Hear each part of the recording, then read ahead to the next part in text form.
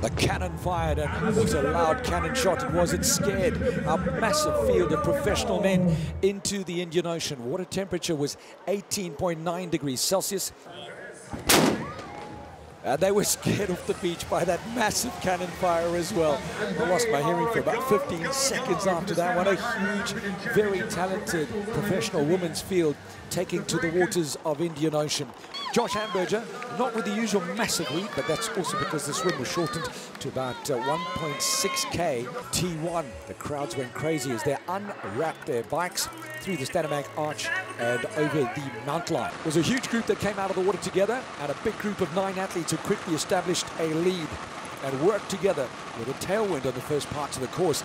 Maurice Clavel lighting it up as he accelerated past Ben Hoffman. Lucy Charles Barkley first out of the water, first onto the beach, and a big crowd favorite in South Africa. Your women's defending champion, yes. Pretty much shoulder to shoulder, nothing in it. So they lead T1 with some of the pro men. Out on the course for a long time, it was Lauren Brandon leading, but on the way back into the headwind, Lucy Charles Barkley decided it was time for her to take a turn up front. Ben Hoffman into T2 first. The Hoff with his running peak on and his racing flats all laced up, out onto Marine Drive yet again, and on his way Direction University with a run course in a different direction as well. She made her move early in the second lap and was alone into T2 for Anya Ipach with a lead of approximately 3.5 minutes. Not big enough. Then Lucy Charles and Lauren Brandon were not long to arrive. Lauren Brandon, USA first, Lucy Charles third. And out of the transition, onto the run, off she went first. And looking decent, although a little bit stiff after a strong bike ride, Anya Ipach onto Marine Drive, this time in her running shoes. But it didn't take very long for Lucy Charles to make her move. She passed Lauren Brandon. We didn't see that, but passing Anya Ipach, your defending champion. Lucy Charles Barkley is now the leader of the Stanamac Ironman African Championship, and quickly making the move and quickly putting a lot of real estate between herself and Anya Ipach. The Hoff now thinking maybe he could celebrate. Look at the camaraderie between our athletes as he gives thumbs up to his fellow competitors. But first, on the magic carpet of the Stanamac Ironman African Championship from the USA, Ben the Hoff Hoffman. And the favorite shower of all the athletes with the bubbles. The champagne shower at the end of the race. Well, the champagne celebrations have begun. After last year, I think I came here this year with a real fire in my belly, and I wanted to show that I was back. And of course, you never know with Ironman, but I knew I had good preparation. When I came back here, I felt like I was home again.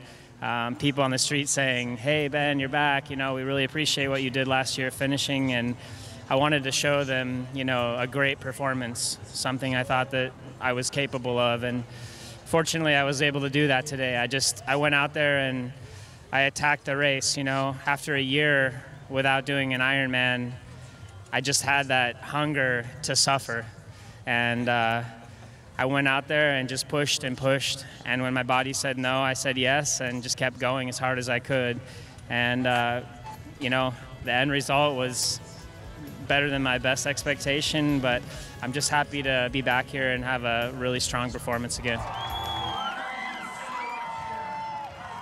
High fives all the way down the finish line. Almost a mirror image of 2018.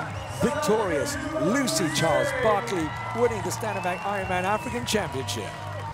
And here comes the champagne. Lucy was first with the champagne. They're not going to spray it all because they want to ching-ching one another and have a sip. But let's hear her thoughts on the race today. I was pretty happy the swim was actually cut short. I think it was the right choice. It was really tough out there. Even I found it really choppy. So I didn't feel good out there. I was really happy to get first out the swim, and then on the bike I felt even worse. I just don't know where my bike legs were today. So I could have probably really easy kind of just left it at the end of the bike, but I knew I had to validate for Kona, so I thought, you know what, let's just see what happens on the run, see how I feel. And as the run went on, I just started to feel better and better, and I was really glad I didn't give up. I mean, you're used to being first out the water, disappearing for a long time on your own on the bike, and then waiting for people to catch you on the run. But you had to do the hunting, you had to do the catching. Yeah, I think I quite enjoyed it actually. It took a bit of pressure off not leading off the bike and actually having a bit of fun and chasing girls down. So yeah, I'm glad I could prove to myself that I can do that. I don't have to be leading to actually win the race in the end. So yeah, that was a good confidence boost, I think.